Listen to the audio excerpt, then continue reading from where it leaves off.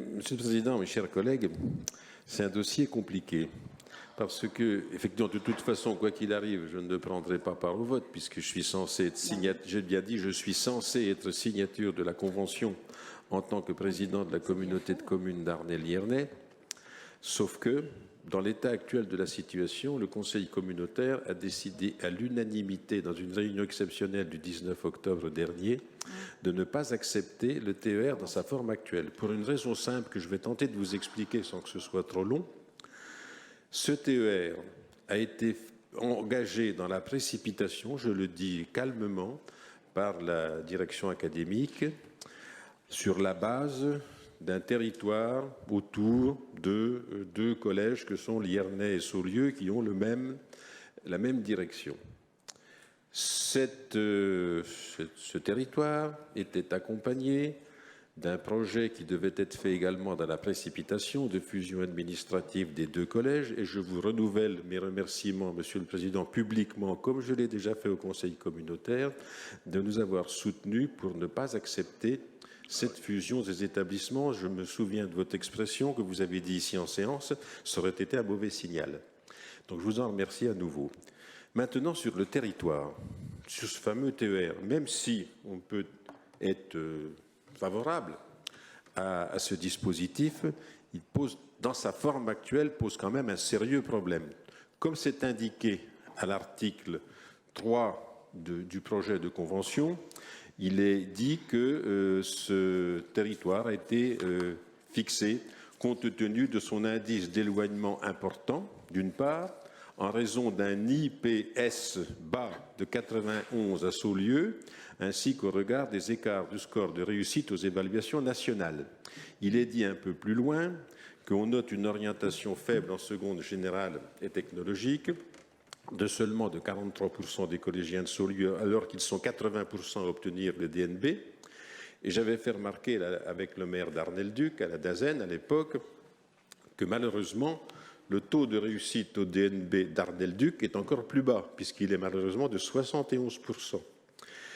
D'où notre position qui consiste à ne pas comprendre comment on peut envisager un dispositif positif de cette forme en ne retenant pas la totalité du territoire de la communauté de communes Arnelles-Liernay, dans la mesure où c'est elle qui exerce la compétence scolaire en totalité, et que par ailleurs, les fameux indices qui sont cités dans le texte donc de ce dispositif sont a priori largement aussi bas sur le secteur d'Arnelles-Duc et notamment de la Canche que sur le secteur de Liernay et de Saulieu. Je rappelle au passage que l'école de Lacanche est complétée par une classe Ulysse, qui est quand même, si besoin était, le signe d'une fraction de population qui est comme, ou d'enfants du moins, qui sont assez en difficulté.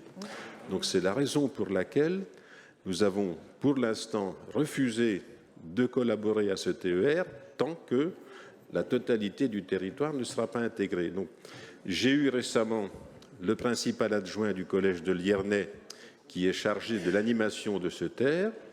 Et je lui ai bien entendu dit qu'il n'y avait aucun problème pour que l'on discute et qu'on participe à ce TER si, comme le Conseil communautaire l'a dit à juste titre, eh bien, la totalité du territoire y est intégrée.